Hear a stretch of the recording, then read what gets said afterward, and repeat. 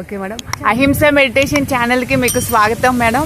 ముందుగా మీ పేరు, మీ ఊరు, ఎక్కడి నుంచి వచ్చారు, మీ ధ్యాన జీవితం, మీ ధ్యాన అనుభవాల్ని మా అహింస మెడిటేషన్ ఛానల్ ప్రేక్షకులు వివరించవలసిందిగా సవినయంగా కోరుకుంటున్నాం మేడం.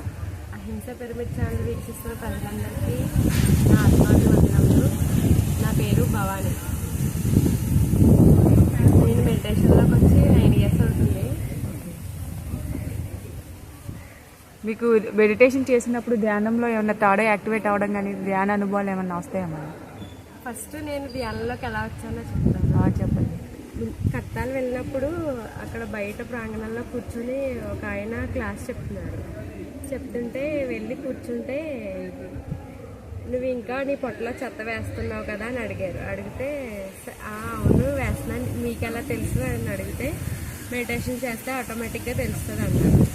ఇంటికి వచ్చి ఆయనకి ఎలా తెలిసిందని చెప్పి మమ్మీని అడిగితే, అలా తెలుస్తుంది, ధ్యానంలో థర్డ్ ఐ యాక్టివేట్ అవుతాయి అని చెప్పారు. చెప్తే ఇంకా నాకు మానేయాలనిపించింది. నేను తింటే ఆయనకి ఎలా తెలిసింది ఇందులో ఏదో ఉందని చెప్పి అప్పటి నుంచి నేను పూర్తిగా శాకాహారిగా మారిపోయాను. రోజుకి ఎన్ని గంటలు ధ్యానం చేస్తారు మేడం?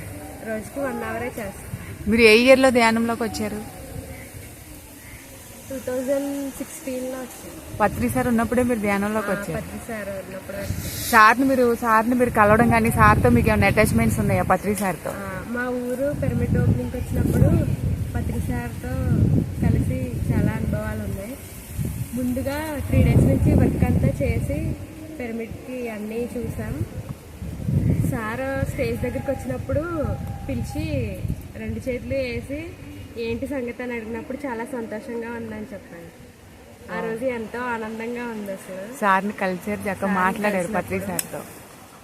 ఎక్కడో ఉన్నా నన్ను సార్ కళ్ళతో సైక్ చేసి వచ్చి కూర్చోమని పిలిచారు.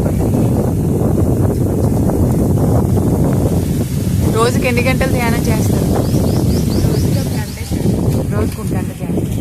మీరు ధ్యానంలోకి వచ్చిన వెంటనే శాకాహారులు అయ్యారా మేడం? ధ్యానంలోకి వచ్చిన వెంటనే శాకాహారిగా మారుతారు. మీ ఫ్యామిలీ మొత్తం శాకాహార కుటుంబం? డైలీ మీరు ఎవరికైనా కొత్త వాళ్ళకి ధ్యానం నేర్పిస్తూ ఉంటారా? శాకాహార ర్యాలీలకు వెళ్తూ ఉంటారు. ఓకే.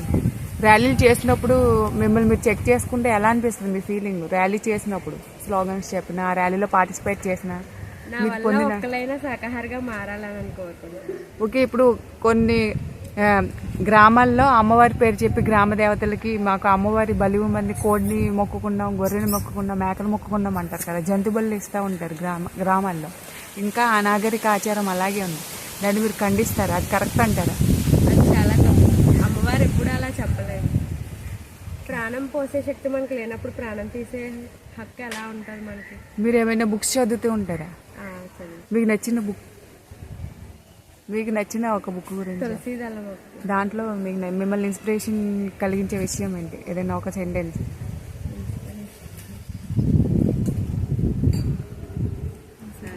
మీకు నచ్చిన అంశం తులసీదళం. చాలా బాగా రాశారు. అది సింపుల్ గా అర్థమయ్యేలాగా అందరికి చాలా ఈజీగా అర్థమయ్యేలా రాశారు. దాంట్లో దేని గురించి ఉంటుందండి తులసీదళం బుక్ అంటే? ఈ కాన్సెప్ట్ ఏంటి? మీరు పిరమిడ్లో ధ్యానం చేస్తూ ఉంటారండి? ఇంటి దగ్గర ఎక్కువ చేస్తారా, పిరమిడ్లో ఎక్కువ చేస్తారా? మా పిరమిడ్లో ఎక్కువ చేస్తూ ఉంటాం. పౌర్ణమి ధ్యానానికి ఒంటరిగా చేసే ధ్యానానికి తేడా ఉంటుంది అంటారా మరి? చాలా తేడా ఉంటుంది. మీరు మీ ఫ్రెండ్స్కి, వాళ్ళకి, ఫ్యామిలీ మెంబర్స్కి, మీకు తెలిసిన వాళ్ళకి ధ్యానం చెప్తూ ఉంటారా? ధ్యానం గురించి కానీ ఇట్లా? మా హస్బెండ్కి ఎప్పుడు చెప్తూ ఉంటారండి. పెళ్లి కాకముందు మాంసాహారి, ఇప్పుడు శాకాహారిగా మారారు. మీ పేరెంట్స్ నుంచి మీరు ధ్యానంలోకి వచ్చారు. ఇంకా చెప్పండి మరి, ఇంకా ధ్యానం అనుభవాలు ఇంకేమైనా ఉన్నాయా? మీ ధ్యానం చేసినప్పుడు మీకు ఏమైనా అనిపించేవా? నేను ప్రెగ్నెంట్గా ఉన్నప్పుడు మా పాప పేరు వినిపించింది నాకు, దేవాంక్షిత అని. మీ పాప మాట్లాడేసింది?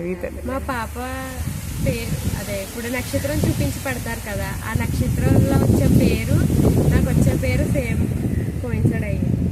అదే అక్షరంతో నాకు వినిపించింది, అదే పేరు పెట్టాను. నక్షత్రం కూడా అదే వచ్చింది. చక్కగా మీరు మ్యారేజ్ ముందే మెడిటేషన్లోకి రావడం, మీ పాప కూడా ఒక మంచి యోగిగా జన్మ తీసుకుంటే చక్కగా మంచి ఫ్యూచర్ ఉంటుందండి. అది చాలా పుట్టడమే యజ్ఞంలో పార్టిసిపేట్ చేసింది మీ పాప. ఎంతో అదృష్టవంతురాలండి. అలాగే ఇప్పుడు మనం ఇక్కడ వశిష్ఠ గౌతమి పిరమిడ్లో 4వ మౌన ధ్యాన మహాయజ్ఞంలో ఉన్నాం కదా. మార్నింగ్ 4 to 8 సంగీత వేణు యోగా మెడిటేషన్ ఉంటుంది కదా, సంగీత వేణునాద ధ్యానం. మీరు పార్టిసిపేట్ చేస్తున్నారు అందులో? ఈరోజే వచ్చాను. మీరు ఈరోజే వచ్చారు. ఇక్కడ అట్మాస్ఫియర్ అవి ఎలా ఉన్నాయండి? చాలా బాగుంది, పీస్ఫుల్గా ఉంటుంది. ఇంకా ఇప్పుడు ప్రజెంట్ మెడిటేషన్లోకి వచ్చే వాళ్ళకి మీరు ఏం సందేశం ఇవ్వాలనుకుంటున్నారు? ప్రస్తుతం సొసైటీలో కొత్త వాళ్ళకి మీరు ధ్యానం నేర్పించాలంటే ఏం చెప్పి మీరు ధ్యానంలోకి తీసుకొస్తారు? ధ్యానం గురించి ఫస్ట్ శాకాహారిగా మారమని చెప్తాను. శాకాహారిగా మారితే ఈజీగా మెడిటేషన్ ముందు ధ్యానం చేసినా చేయకపోయినా ముందు శాకాహారులు అయితే వాళ్ళకి. ఇంకేమైనా మాట్లాడతారా మేడం ధ్యానం గురించి? ఓకే మేడం, మీ విలువైన సమయాన్ని మా కోసం, మా అహింస మెడిటేషన్ ఛానల్ ప్రేక్షకుల కోసం కేటాయించి ఎంతో విలువైన అద్భుతమైన ధ్యాన సమాచారాన్ని అందించినందుకు చాలా కృతజ్ఞతలు మేడం. Thank you. దయచేసి మా AMC అహింస మెడిటేషన్ ఛానల్ యూట్యూబ్ ఛానల్ అండి, దయచేసి అందరూ లైక్ చేయండి, షేర్ చేయండి, సబ్స్క్రైబ్ చేయండి. Thank you madam. Thank you sir.